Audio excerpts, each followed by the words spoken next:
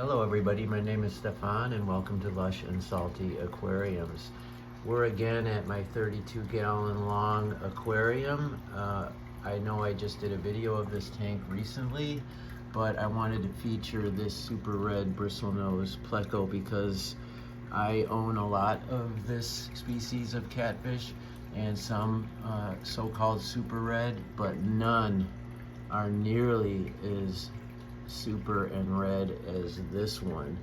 Now that is just a flaming red orange hue, and I gotta tell you, I've bought several other fish with the same name, and they're just simply not nearly as colorful as this one. These ancestress catfish are pretty great for the hobby, especially if you keep somewhat smaller aquariums, 30-20 gallons, because this is about 3/4 of its max size. I'd say 4 to 6 inches, and 6 is a stretch for these catfish. Now he's hiding, wouldn't you know, I'm filming and all he can see is his tail. Fortunately, there's some of these beautiful long fin white cloud mountain minnows. It's funny, they seem to have longer fins when I first got them, but maybe they've just gotten so robust that it's offset the length of the fins, but they're gorgeous fish nonetheless, and I can tell they're better than your average white cloud that you might find at Petco or PetSmart.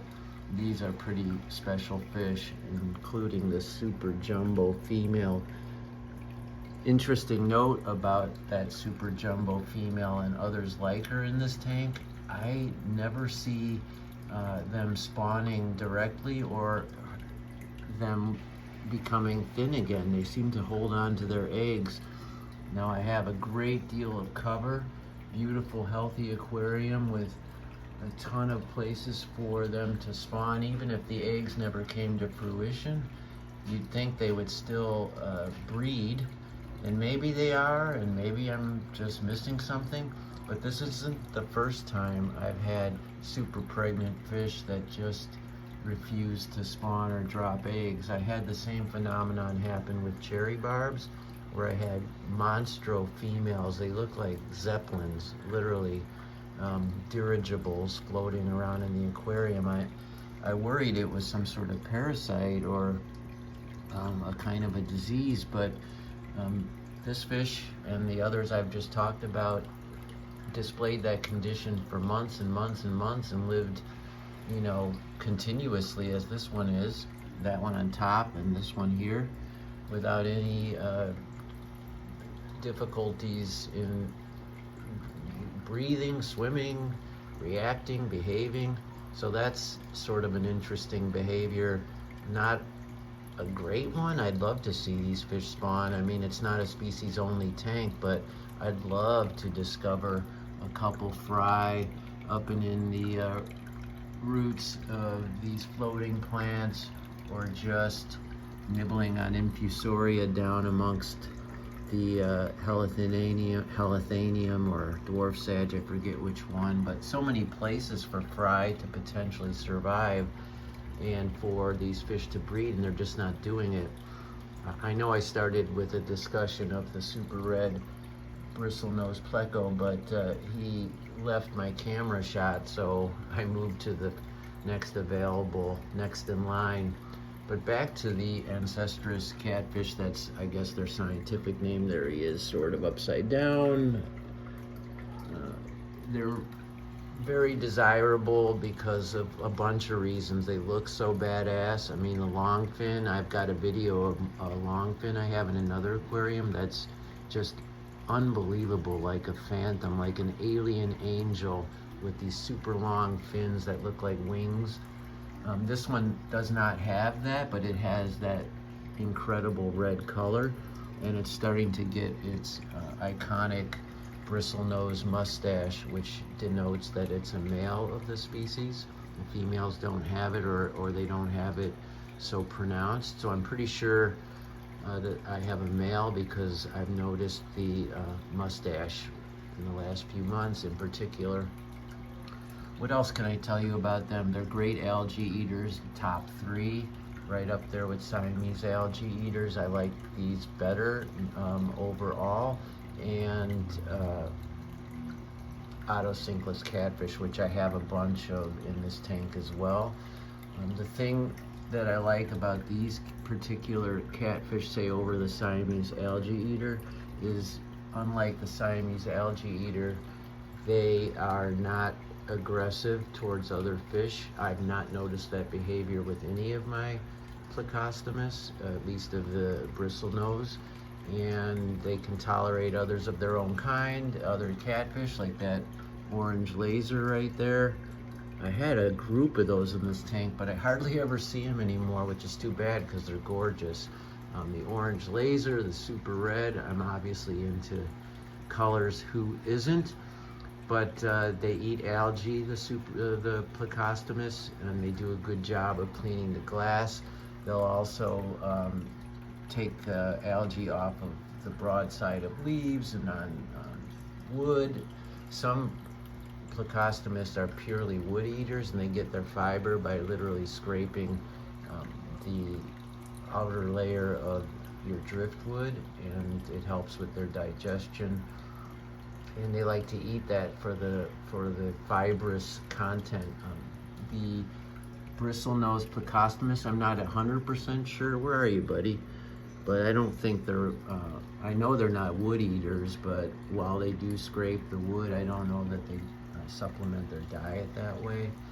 So Plecostomus will eat other food. They'll eat pretty much anything, but they tend to stick to algae as their go-to and favorite. Siamese algae eaters, as they get bigger and older, start to eat less and less of the algae. So basically you've got this big, not attractive fish in your aquarium chasing around other fish. So Siamese algae eaters, even the true ones, not the silver flying fox, which is unbelievably void of algae eating capability, so God only knows why people would have them when there's so many other fish you could choose. But in any event, I've got one in here, and I think I've got a regular I know I have a regular Plecostomus in here as well, but given he's a brown or a chocolate color, you know, good luck finding him amidst all these textures and browns and reds and greens.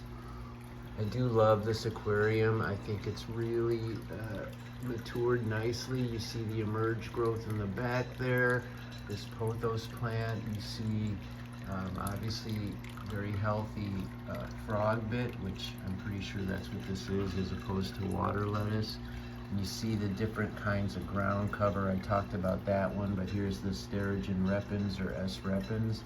I've got stem plants on the side here. I've got Hydrophilia pinnipitata,